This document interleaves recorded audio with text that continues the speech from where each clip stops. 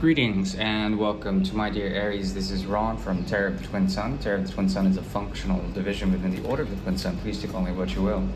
Today we will be working with Mars in elevation.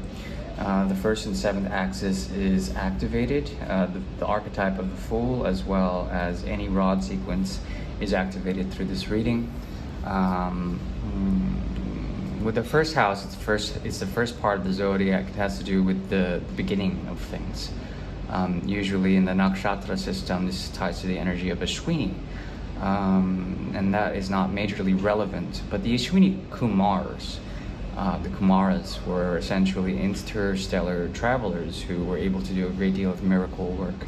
And in the auspices of Mars and Aries, there was a possibility of great action that had to be occurred, great karma that had to be occurred. They're the karmic bringers, and they execute that karma really quickly.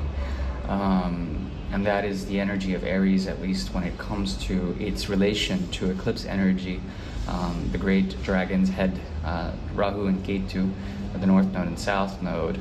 There's an equivalent sort of action that is tied to the eclipse, also that is tied to the movement of the moon, and the solar energy that comes to the programming of Aries. And traditionally, the fifth house is more of a solar energy, but I find that that the sun, as an agent of action, actually produces a lot in terms of pushing forward, pushing out. And I think the sun is related also to Scorpio, as both Scorpio and Aries are related to Mars.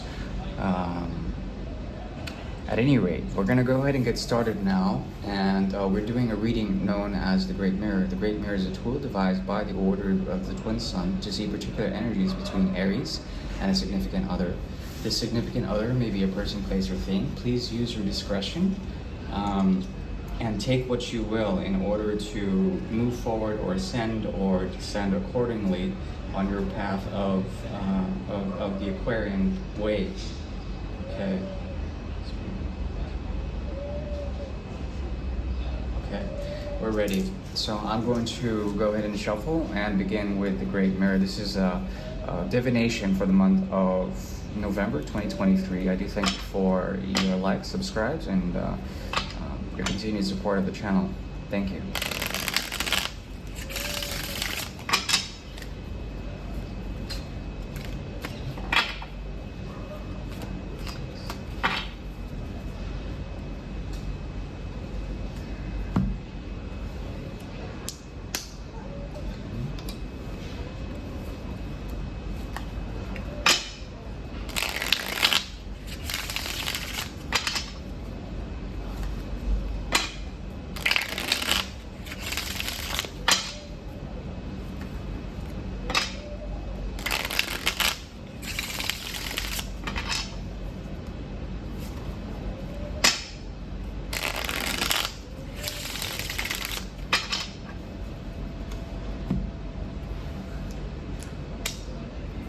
Alright, so we are ready.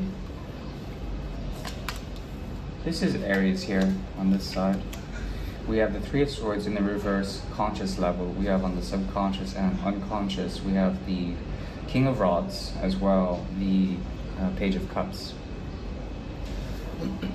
You are called to address the illusions of the world in this connection. Deep down inside, there's something about what you've done in relation to the old paradigm of romance. There's a healing process here, and you've done that. You want to gain your power. You want to show this person you've gained your power in terms of this process. This has to do with a change of psychology, a change of the mind, in order so that you temper the mind, so that you don't have to go through the nonsense of trying to repair it in the future. Three of Swords in the reverse. There's a sense also of flexibility here. There also is a sense that you've buried the hatchet. There's something about this where you're completely untouched, and there's something about you that's a lot more wise as it comes to this connection. If this is a new connection, you're dealing with someone who's trying to break the old as well. You mirror each other in terms of this break. Both of you are learning how to foster a sense of offering to the world outside, how to change the way you love through this connection. There also is a possibility that you're here to teach them in terms of an exemplar. We have 2 major court cards here as the outcome.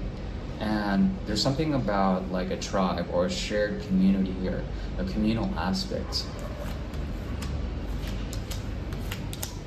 Okay, Major Arcana Magician here.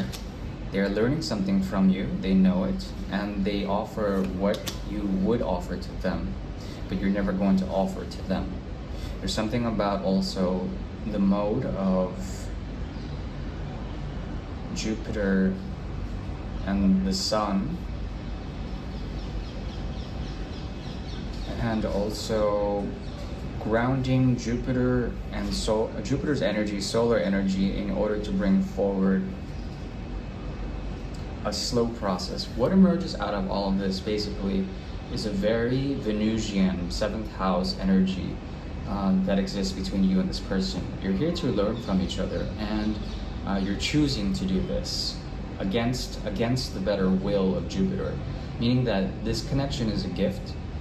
There's a lot of mirroring in terms of this. There is an attraction, but the attraction is to tame the shadow, to tame oneself before, to sort of temper oneself before going into any sort of connection or an exchange. This is like preparing for conflict, preparing for peace, trying to find a way to do that. Both of you have this defensive or perhaps let's say flexible way of dealing with realities, harsh realities. You may see this as a challenge. You may see this connection as a challenge.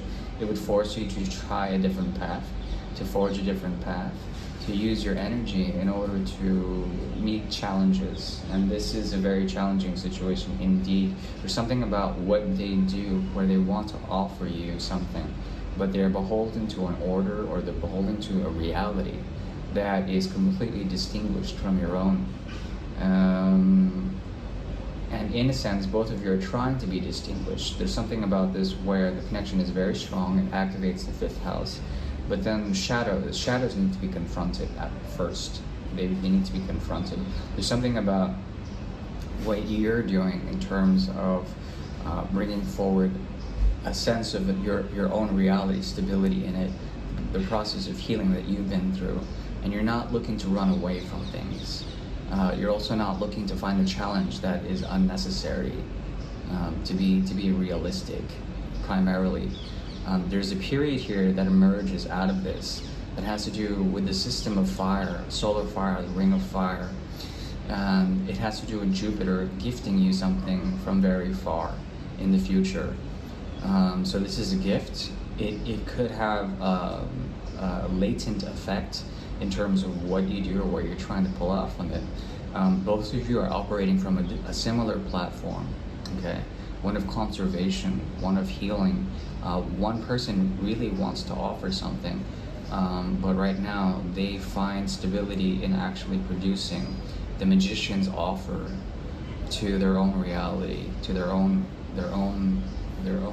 transformation, something like this. It has nothing to do with you, but then you guys both come from the same place. Interesting. 7th house is activated in this also. We have the Chariot card. Okay. And I did mention the Ashwini Kumaras, which are the 2 horse heads. Now, the thing is that a lot can happen in terms of ego, and the ego is essentially a power of will. It's something that can be instrumental to anyone. However, if the ego becomes too powerful, it might do things at a whim, and it might execute karmas and clip things or burn bridges or make sure things are finished immediately. Don't rush into things. Essentially, if this connection is worth it, there will be a slow and methodical way of doing things. This person has a lot of Taurus in them as well as Capricorn. They're not a perfectionist, but they are something of a friend to you. And both of you act from this platform of similarity that allows you to be an example for both. one for protection and one for the dharmic way, the truthful way, the right path, the correct path. There's an element of correctedness here, and you would have to come correct.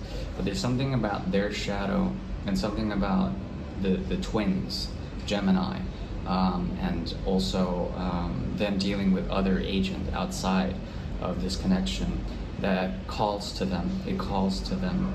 Be the example, and I would recommend be the sort of the definition of peace. This person is a type of mirror.